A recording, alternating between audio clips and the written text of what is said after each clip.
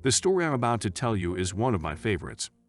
We get to witness one of the most boring married couple have an absolutely crazy adventure. And it all begins with a regular date night in New York City. Get ready for a complete shit show. Let's start by introducing our main characters, Phil and Claire Foster, who are a married couple with 2 children, Ollie and Charlotte. This couple's life is becoming boring as hell. It's like their life is on repeat and every day it is the same. It's all about surviving the day at their jobs to go back home and crash on the couch. But all of this is about to change. So sit back and relax and listen to an awesome story that changes this couple's life forever. It all starts with a normal day, and surprise, surprise, they are in a book club. After discussing the book a bit, Phil's friend Brad comes and saves the day. After asking Phil why he still is in the book club, he explains to him that he and his wife are splitting up, explaining that their life just got stuck and got too boring, no romance and boring sex, and states that he is so much happier now. While this is going on, we get to witness Haley, who is the wife, have the same talk with Claire. She is extremely happy with the decision they have made and tries to push the same thing on Claire. And no offense, but people like this makes me vomit. Don't be an asshole. Help your friends. Don't drag them down with you. Anyway, after the evening is done and Phil and Claire are on their way back home, they both have the same thoughts. They both are afraid that they will end up like their friends. But Claire is having none of this. When it's time for their regular date night, she dresses up like a boss. In fact, she is so gorgeous that Phil changes their plans from a simple movie night to a night in the city. Now, I like Phil that he is not the brightest. He is telling his wife that he will take her to the new top-tier restaurant Claw. It's Friday night, and this guy thinks he can just step in and get a table at one of the most wanted places in town. As you might have guessed, this is not going his way, because of course the place is crowded and has absolutely no place for drop-ins. They get greeted by a complete asshole that is in a way calling Phil stupid for thinking he could get a table. He rudely asks the couple to wait at the bar to see if something comes up, knowing that this will never happen. While at the bar, they are being ignored and Claire has had enough. She wants to leave and tells Phil that this was a sweet idea but it backfired. Phil explains that he wanted the night to be special and he doesn't want to give up yet. While they are having this conversation, a waitress is calling out triple horn party of 2 several times, but no one is answering. Phil gets the genius idea and screams out, it's us. We are the triple horns. The bastard took someone else's reservation. Claire is a bit hesitant, but Phil is pointing out that they did nothing wrong. The triple horn is a no-show, and this isn't hurting anyone. And to be fair, he is not wrong, but this decision of his just changed their life forever. Before ordering, they just seal their fates even further and toast with empty glasses. Now, that's just insane. They are just begging for it at this point. Phil and Claire are having an amazing time and everything is going great, but shit is about to go down. Out of nowhere, 2 guys come up to their table and ask if they are the triple horns, and all fours they say yes, thinking they work at the restaurant. But little do they know that these guys are not playing around. They ask the couple to follow them outside. Phil and Claire do what they say, but don't really understand what they want. They go out the back door, and now the real fun is about to begin. When they get outside, the 2 guys take all their stuff and tell Claire to shut up and listen. The 2 guys starts to call out the couple for being idiots to use their alias name to book the reservation, and tells them that they are truly idiots if they thought they could steal from Joe Mobto and get away with it. Phil and Claire try to explain that they took someone else's reservation, and that they are not really the triple horns, and that they have the wrong guys. But of course the bad guys don't believe them, because who the hell takes someone else's reservation? They start to question them about a flash drive they believe Phil and Claire stole from the gangster boss Joe Mobto. The bad guys lose their cool and threaten them at gunpoint. Not seeing any other way out, Phil freaks out and lies, and tells them that he has it, and has hidden it in Central Park.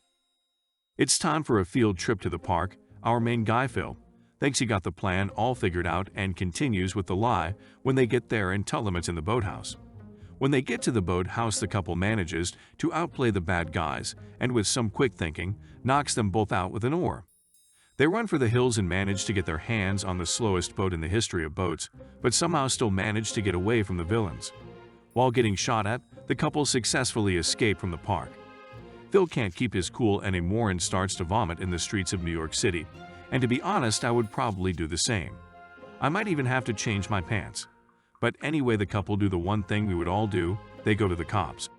But while they are telling their weird story about the 2 guys, Triple Horn and Joe Malto, they witness something that frightens them even more. The villains that were chasing them are cops. They make the run for it again after finding an opening and manages to escape once more. Once at the streets, Phil tries to calm Claire down. After he does this successfully, he freaks the F out himself. Our couple has absolutely no idea what the next move is, but after calming down, they realize two things. One, they can't go home because the bad guys know who they are. Two, they need to find out who the real Triple Horns are and track them down and get them to give back the flash drive. And believe it or not, they come up with a great plan on how to get more info regarding the Triple Horns. They go back to the restaurant to get the number from the reservation. In a hilarious scene, they pretend to be some famous douche couple and manage to distract the employee and get the number. Next part of the plan is to visit some of Claire's old clients, Holbrook, who just happens to be a private investigator. They break into a real estate office to get the info of his whereabouts. And in a really funny and stressful scene, they complete their mission. While this is going on, we witness a scene where the cop who talked with Claire and Phil at the station is meeting up with the main gangster of the story, Joe Mieto. Asking him why he is bothering the couple, of course, he denies having any part of this and tells the cops to kindly F off. When they leave, he immediately picks up his phone to figure out what's going on. Back to the Fosters. They have found their way to Holbrook's house. Holbrook remembers Claire after she used the door phone and buzzes them in. Phil is amazed how she still remembers the guy when she has so many clients, but he is about to find out why. Holbrook is insanely hot and ripped. Holbrook decides to help them after they share their crazy story with him.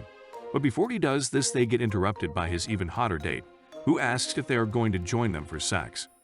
This scene had me crying with laughter and is one of my favorites.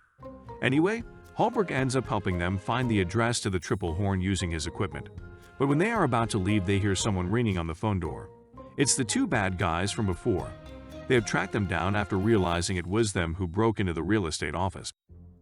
Phil and Claire escape through the garage, and Phil has a great idea once more. He steals Holbrook's car and drives off. When they get to the destination, it's time to break in. They use the fire escape ladder to climb up to the apartment. They manage to enter the apartment through a window. While inside, the search for the flash drive begins. This, however, doesn't go as planned. Claire gets angry to say the least when she bumps into an open drawer that Phil has left open. She starts a tantrum about how he always does this. She ends the tantrum by slamming the drawer. This is causing a lot of stuff falling to the floor with a bang and wakes up the Triple Horns, who start yelling and asking who's there. They don't ask very nicely, though. The guy hits Phil in the head, and the girl starts to wrestle with Claire. But fear not, Phil once more has a plan. He whips out a gun he stole at Holbrook's house. In a very long and random scene, we get to witness one of the weirdest conversations I've ever heard, talking about everything from stealing reservations to buying the wrong nipple clamps. But however, it ends with the Fosters telling them they are still being chased by the two goons. When the Triple Horns hear this, they freak the F out, start packing, and give Fosters the flash drive and take off. While this is going on, the real cops knock on Holbrook's door and want to ask some questions. However, he says he has already given his statement to the other cops. The cop then starts to realize what's going on. Back to the Fosters. After walking out from the Triple Horns apartment, they are being greeted by the two goons and some gunshots. Phil returns the favor but fails hard. He manages, however, to distract them and drive off. But shortly after, he fails again and crashes into a taxi. This is the start of the most random but awesome car chases in the history of movies. The taxi somehow gets stuck on their car, and Phil has no other choice but to take him with them. While they are getting chased, Phil checks what is in the flash drive and gets shocked after finding out what's in it. It's pictures of the DA Frank Crenshaw with hookers. The chase ends with some crazy maneuvers and some dangerous stunts, and believe it or not, they actually manage to get away one more time. Even though Phil is forced to crash the car in the ocean, he manages to escape unharmed. After the chase, the two goons are getting questioned by the real cops, who now have put two and two together and realize these two are full of shit. She tells them their service is not needed anymore and sends them home. We switch back to our lovely couple, who is a bit shaken up to say the least. They are discussing what was on the flash drive and start to get a picture of what's going on. They understand that Triple Horn stole the flash drive from Malto, but they were blackmailing the DA Crenshaw. They also understand that they can't handle this alone. They go back to sexy Holbrook with a plan, who is not very happy when he sees what Phil is wearing and even more pissed off when he learns about his car. But Phil actually manages to talk his way into Holbrook's heart, and he decides to let them in once more and listen to their plan. We don't get to hear the plan.